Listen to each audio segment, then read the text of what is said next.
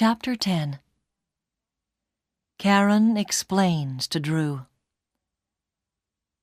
That night, Karen and Drew couldn't sleep. They had to talk. How did your house get so radioactive?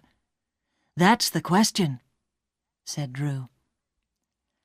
I think, answered Karen, that someone put something radioactive into my bag last night before I left the factory.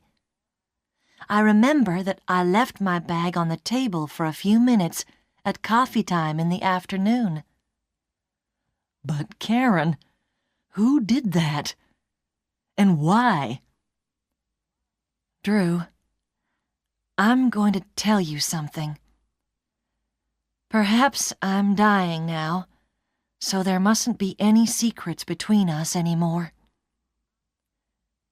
I agreed to get photos of the fuel rods for the union in Washington.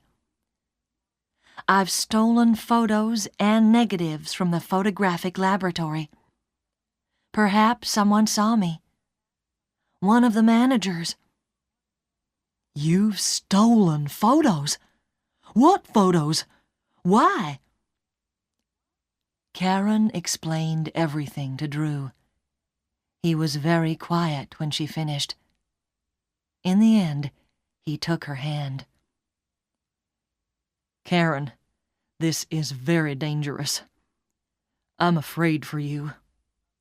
Perhaps someone does want to kill you. Didn't you think of that danger when the union asked you to do this? Why did you agree to do it? Because I care, Drew. Somebody has to do something. Why not me? I care about you, about Susan, about everyone who has ever worked at that factory. If the danger from radioactive dust doesn't stop, perhaps we'll all die. Don't you understand that? Yes, I understand, said Drew quietly.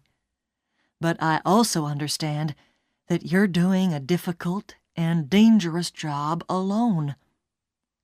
You mustn't work alone anymore. I'll be with you all the time. Nobody is going to hurt you again.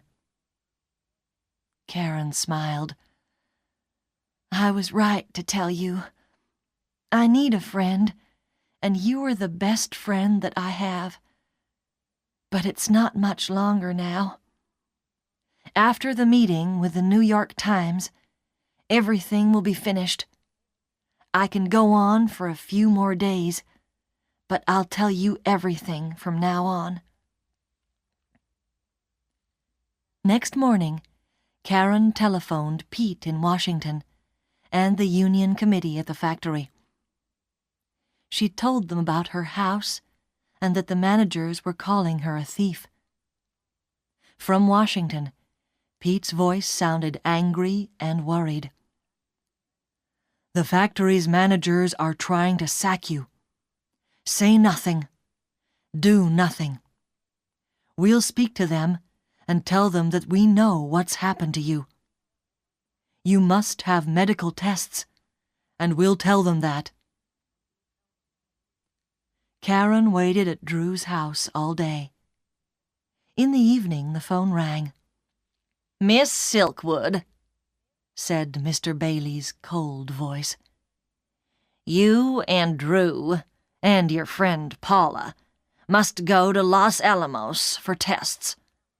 The doctors there know all about uranium and radioactive dust. We've talked to the union.